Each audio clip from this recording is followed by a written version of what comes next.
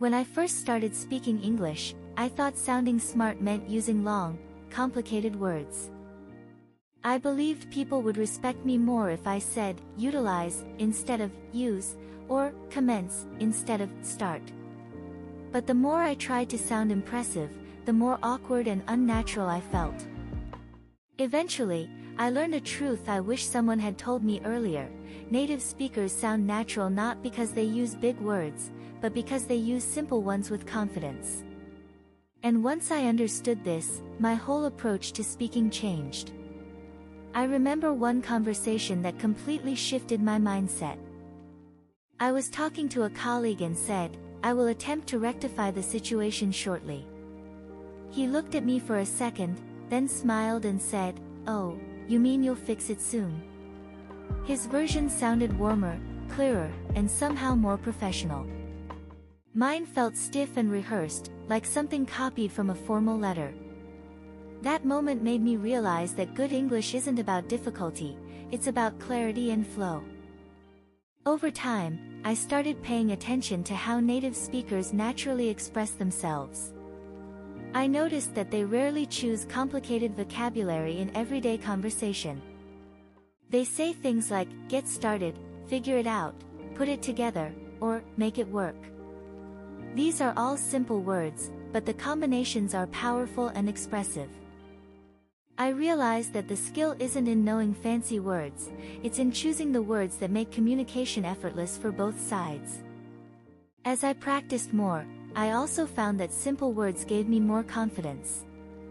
When I stopped trying to impress people with vocabulary, I could actually focus on expressing what I meant. My sentences flowed more smoothly. My brain wasn't busy searching for complicated synonyms.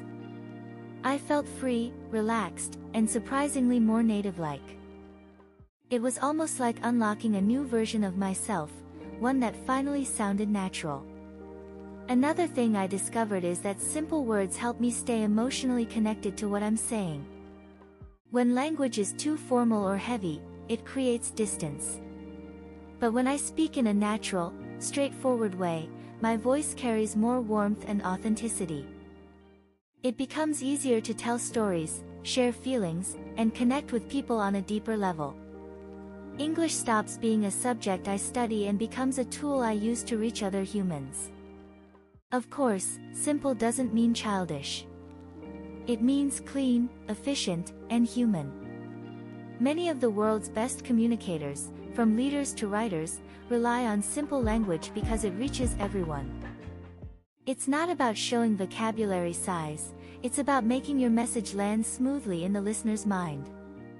And I eventually understood that being understood is more important than sounding impressive.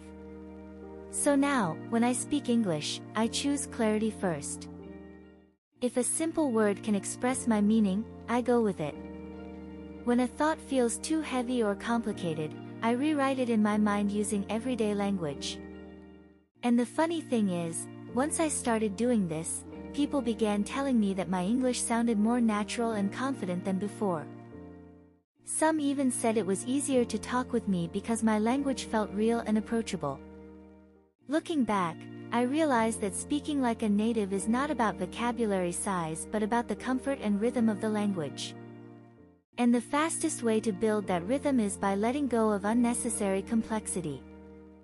Now, whenever I teach or encourage others who are learning English, I tell them the same thing I wish someone had told me earlier: speak simply, speak clearly, and speak like yourself. Because sounding natural starts with choosing words that feel natural to you.